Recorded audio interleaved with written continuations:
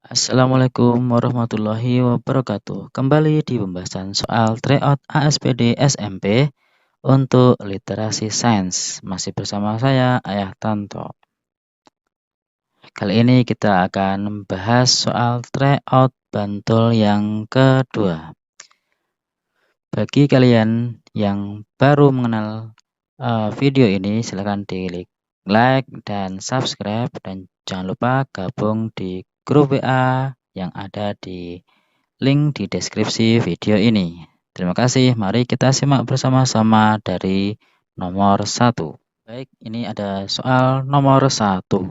Terdapat teks tentang perolehan waktu pada kejuaraan lomba bersepeda. Di sini berdasarkan informasi di atas ditanyakan selisih waktu. Nah, jadi selisih waktu juara balap sepeda kategori putra antara peraih medali emas dan medali perunggu adalah titik-titik.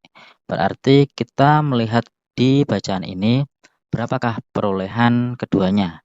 Yang pastinya yang ditanyakan selisih, maka kita lihat waktu yang lebih lama, yaitu peraih medali perunggu. Berarti ini adalah juara 3. Juara 3 di sini yang diperoleh oleh Muhammad Yuda nih, memperoleh waktu 1 jam 24 menit 32 detik. Kemudian yang peraih medali emas, berarti yang juara 1 di sini adalah juara 1 diperoleh oleh Agung Ali Sahbana dengan perolehan waktu di sini 1 jam 16 menit 37 detik. Maka waktunya kita kurangkan 1 jam 24 menit 32 detik dikurangi dengan 1 jam 16 menit 37 detik. Kita kurangkan. Karena ini tidak bisa dikurangkan, maka kita pinjam 1 menit dari sini, berarti ini menjadi 23, yang di sini tambah 60, berarti ini totalnya adalah 92. Maka 92 dikurangi 37, hasilnya adalah 55. Kemudian yang menit 23 dikurangi 16 sama dengan 7. Maka selisihnya 7 menit 55 detik. Nah, karena di sini ABCD-nya adalah dalam sekon atau dalam detik, maka yang 7 menit dikali dengan 60, maka di sini menjadi 7 dikali 60 ditambah 55. Maka yang 7 dikali 60 itu adalah 420 ditambah 55. Hasilnya 475 sekon. Maka jawaban yang benar adalah C, 475 sekon. Berikutnya soal nomor 2. Perhatikan informasi berikut ini. Farik membawa 350 ml sirup koko pandan dalam sebuah gelas. Tiba-tiba tangan Farik tergelincir sehingga gelas tersebut terjatuh sehingga sirup tumpah di lantai dan mengenai baju Farik seperti ilustrasi gambar. Terkait peristiwa tersebut, Farik menganalisis sifat-sifat zat tersebut dan diperoleh hasil sebagai berikut. Di sini terdapat beberapa karakteristik zat yang dimaksud. Pernyataan yang benar berkaitan dengan karakteristik dari yang ditunjuk di sini adalah sirup tadi. Ya, sirup itu adalah zat cair. Zat cair. Berarti kita pilihnya adalah karakteristik dari zat cair. Kita lihat yang nomor 1. Volume sirup yang tumpah seluruhnya tetap 350 ml. Jadi salah satu ciri dari zat cair adalah volumenya tetap. Jadi ini sama dengan volume tetap. Benar ya. Kemudian yang nomor 2. Bentuk sirup tidak berubah karena sudah tumpah. Jadi ini salah. Karena zat cair itu memiliki sifat bentuknya berubah-ubah, menyesuaikan dengan bentuk wadahnya. Karena sudah tidak ada wadah, maka dia tumpah kemana-mana. Nomor 3. Jarak antar partikel dalam sirup rapat. Di sini ada rapat. Maka rapat itu sifatnya zat padat. Kalau ia cair adalah renggang. Jadi ini salah. Kemudian yang nomor 4. Gaya tarik antar molekul dalam sirup lemah. Nah, ini adalah salah satu sifat dari zat cair. Gaya tarik antar molekulnya lemah. Betul ya. Jadi jawaban yang betul adalah 1 dan 4. Berikutnya soal nomor 3. Nomor 3 berkaitan dengan soal tentang perubahan wujud benda. di mana yang ditanyakan adalah perubahan wujud zat yang melepaskan kalor. Ditunjukkan oleh nomor titik-titik. Di sini kalian bisa tengok ada 6 perubahan wujud zat. Saya sederhanakan ya. Ada padat, kemudian ada cair dan juga gas.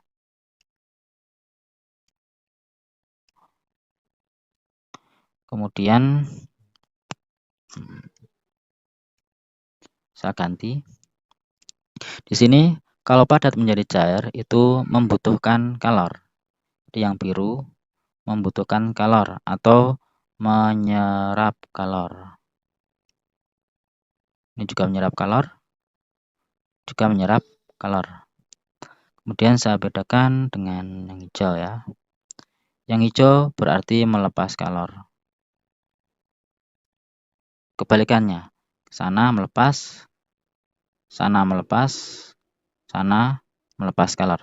Jadi di sini ada yang melepas kalor itu adalah dari cair menjadi padat atau membeku. Jadi yang membeku adalah nomor 4. Kemudian yang gas menjadi cair itu adalah mengembun. Mengembun itu ada di nomor 6. Nomor 6. Kemudian yang satu lagi dari gas menjadi padat itu mengkristal. Ada di nomor 3. Nomor 3. Jadi jawabannya 3, 4, dan 6. Jawabannya yang betul adalah D. 3, 4, dan 6. Berikutnya soal nomor 4. Perhatikan infografis tentang proses pembuatan tempe. Di sini diperoleh hasil ada beberapa langkah. Langkah pertama, kedua, ketiga, sampai terakhir. Manakah pernyataan nomor 1 sampai nomor 4 ini yang benar? Kita selidiki satu persatu ya. Untuk yang nomor 1. Pada langkah pertama terjadi perubahan fisika. Perhatikan perubahan fisika itu adalah cirinya tidak terbentuk zat baru. Oke, kita lihat. Nomor 1, biji kedelai direbus 30 menit. Direbus, perebusan itu membuat zat menjadi matang, masak gitu ya. Jadi ada perubahan kimia pada struktur penyusun zat itu. Maka di sini tidak tepat, salah. Kemudian yang nomor 2, terjadi perubahan kimia pada langkah kedua. Langkah kedua. Ingat perubahan kimia itu adalah apa? Terbentuk zat baru. Adakah zat baru yang terjadi di sana? Pada perendaman kedelai tidak ada ya, berarti bukan perubahan kimia, salah. Yang nomor 3, masih perubahan kimia. Perubahan kimia tampak pada langkah keempat. Kita lihat langkah keempat yang ini. Keping kedelai ditanak hingga matang. Nah, proses pematangan, proses pemasakan menyebabkan terbentuknya zat baru. Jadi nomor 3 benar. Nomor 4, terjadi perubahan fisika pada langkah kelima. Perubahan fisika tidak terbentuk zat baru. Kedelai ditiriskan hingga dingin dan mengering. Jadi tidak ada pembentukan zat baru di sini. Jadi nomor 4 benar. Jadi jawaban yang betul adalah 3 dan 4. Soal nomor 5, perhatikan informasi berikut tentang senyawa kalium klorida. Rumus kimianya KCl. Molekul dibedakan menjadi 2, yaitu molekul senyawa dan molekul unsur. Salah satu contoh molekul adalah kalium klorida. Perlu diketahui bahwa molekul senyawa itu adalah gabungan dari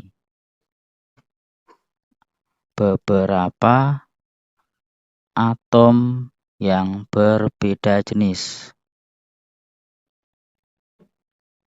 Sedangkan molekul unsur adalah gabungan dari beberapa atom yang sejenis. Nah, di sini kalium klorida adalah garam alkali tanah dengan halida yang terbentuk dari kalium dan klor. Kalium dan klor ini dua atom yang berbeda jenis, berarti kalium klorida itu termasuk molekul senyawa ya. Berdasarkan informasi dalam teks kalium klorida tergolong molekul titik-titik. Sudah disampaikan di sini ya, karena merupakan gabungan dari atom yang berbeda, maka termasuk molekul senyawa. Jadi yang ini salah, yang ini salah. Kita lihat B dan D. Molekul senyawa karena terdiri dari dua jenis unsur, yaitu kalium dan klor. Yang D, molekul senyawa karena terdiri dari unsur sejenis. Nah, jadi yang betul adalah yang B, tapi sebetulnya ini kurang tepat alasannya. Bukan dua jenis unsur, tapi karena molekul itu adalah gabungan dari atom. Jadi terdiri dari dua jenis atom, yaitu atom kalium bergabung dengan atom klor. Berikutnya soal nomor 6. Perhatikan teks informasi tentang membuat indikator alami. Di sini ada gambar kunyit. Langsung kita baca di paragraf yang nomor 2 di sini. Indikator asam basa dari kunyit akan memberikan warna kuning tua ketika dilarutkan dalam asam. Di asam berwarna kuning tua. Ya. Kemudian akan memberikan warna jingga dalam larutan basa. Warna jingga dalam larutan basa. Dan memberikan warna kuning terang pada larutan netral. Nih. Dari sini kita bisa menyimpulkan dari hasil percobaan berikut ini. Nah, di sini ada Imron melakukan percobaan dengan menggunakan ekstrak tanaman kunyit dengan beberapa larutan dengan hasil sebagai berikut. Ada larutan X sampai yang larutan V, X, Y, Z, V. Warna sebelum ditetesi ekstrak kunyit dan warna sudah ditetesi ekstrak kunyit. Dari hasil percobaan tersebut yang merupakan larutan bersifat asam. Larutan bersifat asam tadi diperoleh dari hasil penunjukan warna dari ekstrak kunyit, yaitu yang asam. Dilihat yang asam di sini warna kuning tua ya. Perhatikan. Jadi setelah ditetesi yang kita lihat yaitu warna kuning tua. Nah, jika berdasarkan teks di sini, maka tidak ada jawabannya. Perhatikan. Di sini tidak ada kuning tua, adanya kuning cerah. Jadi dapat disimpulkan kalau di asam itu warnanya akan menjadi lebih cerah. Gitu ya. Kalau di basa itu warnanya menjadi lebih gelap. Biasanya indikator alami seperti itu. Maka kita bisa memperoleh jawabannya yang mendekati adalah nomor 1 dan 2. Warna sebelum ditetesi ekstrak itu merah, setelah ditetesi ekstrak kunyit menjadi kuning cerah, menjadi lebih cerah, gitu ya. Perhatikan berikutnya soal nomor 7. Perhatikan di sini ada gambar alat untuk pemisahan campuran yang mana kita kenal sebagai penyulingan atau destilasi. Nah, penyulingan atau destilasi itu adalah pemisahan yang digunakan untuk memisahkan zat cair dari campurannya didasari oleh perbedaan titik didih. Nah, jadi di sini ada Galih melakukan analisis tentang aplikasi pemisahan campuran dengan metode seperti informasi tersebut di atas. Manakah pernyataan yang benar? Maka yang merupakan proses destilasi di sini adalah yang nomor 3, pembuatan bensin dari minyak bumi, di mana minyak bumi itu adalah campuran, kemudian akan dipisahkan menjadi fraksi-fraksinya berdasarkan perbedaan titik didihnya. Ada bensin, ada solar, ada kerosin, ada LPG dan sebagainya. Itu adalah macam-macam fraksi-fraksi yang memiliki perbedaan titik didihnya. Kemudian yang nomor 4, proses pembuatan minyak sereh. Itu juga merupakan proses penyulingan. Jadi pernyataan yang benar ditunjukkan oleh nomor 3 dan 4. Jawabannya yang betul adalah D, 3 dan 4. Nomor berikutnya, nomor 8. Perhatikan informasi. Dandi akan pergi ke London, di mana di London di sini suhunya adalah 53 derajat Fahrenheit. Nah, setelah melihat perakiraan cuaca di sini dengan ditunjukkan oleh suhu ini, Dandi mulai berkemas. Pernyataan berikut yang benar terkait kegiatan Dandi di London adalah titik-titik. Jadi ini yang pilihannya ada mengenakan baju tebal, mengenakan baju tipis, mengenakan pakaian biasa, membawa baju tebal. Berarti ini berkaitan dengan suhunya itu dingin atau suhu biasa atau suhunya panas. Nah, kita bisa merasakan, kita bandingkan dengan di Indonesia ya. Kalau 53 derajat Fahrenheit itu kita ubah ke Celcius. Derajat Celcius berapa? Kita hitung. 53 derajat Fahrenheit sama dengan berapa derajat Celcius? Di sini 53 derajat Fahrenheit itu sama dengan 11,6667 derajat Celcius.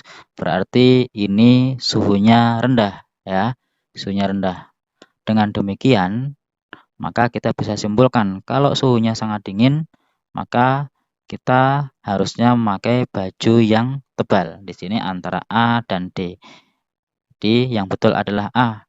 Di sini tadi suhunya mencapai sekitar hampir 12 derajat Celcius. Oke. Cara menghitungnya bagaimana? Cara menghitungnya adalah di sini ada rumus seperti ini. Nah, formula rumusnya. Jadi untuk kita hitung derajat Celciusnya sama dengan 5/9 dikali 53 dikurangi 32. Di sini dibalik nggak masalah. Maka hasilnya 5/9 dikali dikurangkan 21. Hasilnya sama dengan 11,6667. Itu ya. Ini hasilnya.